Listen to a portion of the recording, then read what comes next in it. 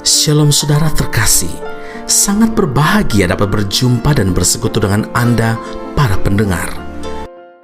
Ya Tuhan, kasih-Mu sampai ke langit, setia-Mu sampai ke awan.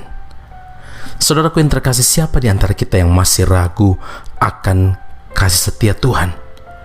Bukankah di setiap langkah hidup ini, di setiap tarikan nafas yang kita hirup, setiap detik kita selalu merasakan kasih Tuhan?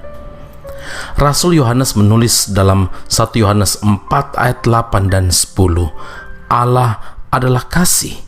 Inilah kasih itu, bukan kita yang telah mengasihi Allah, tetapi Allah yang telah mengasihi kita dan yang telah mengutus anaknya sebagai pendamaian bagi dosa-dosa kita.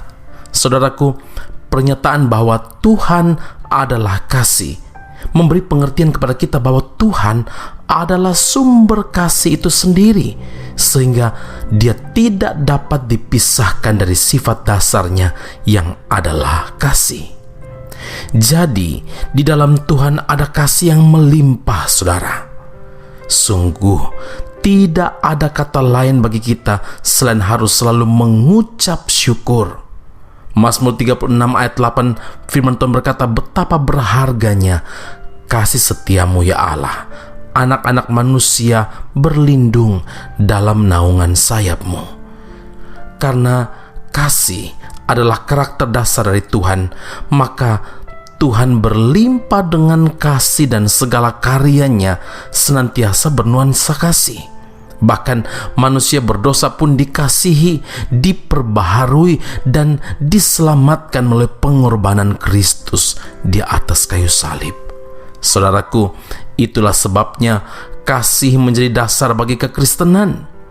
Kasih harus menjadi bagian hidup orang-orang yang menyebut dirinya Kristen, yaitu pengikut Kristus.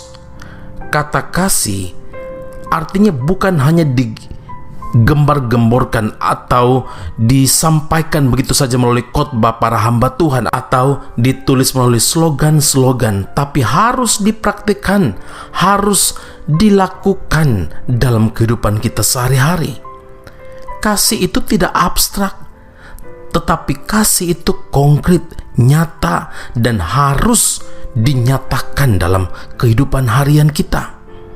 Tuhan Yesus berkata dalam Yohanes 13 ayat 34 dan 35, Aku memberikan perintah baru kepada kamu, yaitu supaya kamu saling mengasihi, sama seperti Aku telah mengasihi kamu, demikian pula kamu harus saling mengasihi. Dengan demikian semua orang akan tahu bahwa kamu adalah murid-muridku, yaitu jikalau kamu saling mengasihi. Saudara, dalam suratnya kepada jemaat di Korintus, Rasul Paulus pun menegaskan bahwa kasih itu melebihi segala sesuatu. Saudara, saat ini betapa banyak orang Kristen yang masih menjadikan kasih hanya sebatas lip service saja, di mana mereka hanya mengasihi orang-orang terdekat dan orang-orang yang segolongan dengan mereka saja. Tetapi setiap pengikut Kristus harus benar-benar hidup dalam kasih dan bahkan mempraktikkan kasih itu dalam kehidupan sehari-hari. Itulah dasar kekristenan, kasih Tuhan itu. Amin. Mari kita berdoa. Bapa Surgawi, terima kasih Tuhan Yesus untuk kasih dan kemurahan Tuhan yang besar, yang ajaib dalam kehidupan kami. Kami sungguh bangga karena kami punya Allah yang kasih dan setianya sampai ke langit dan sampai ke awan-awan. Terima kasih Tuhan Yesus, kami memuliakan nama-Mu karena Engkau Allah yang sungguh-sungguh telah memberikan dan menyatakan kasih-Mu dengan menyelamatkan kami, memperbaharui kehidupan kami. Dan terima kasih untuk karya penebusan Tuhan bagi kami. Itu sebuah bukti nyata bahwa Tuhan adalah sumber kasih itu sendiri. Dan terima kasih Tuhan, Engkau ajar kami supaya kami hidup di dalam kasih, dan kami mempraktikkan kasih itu dalam kehidupan kami hari lepas hari.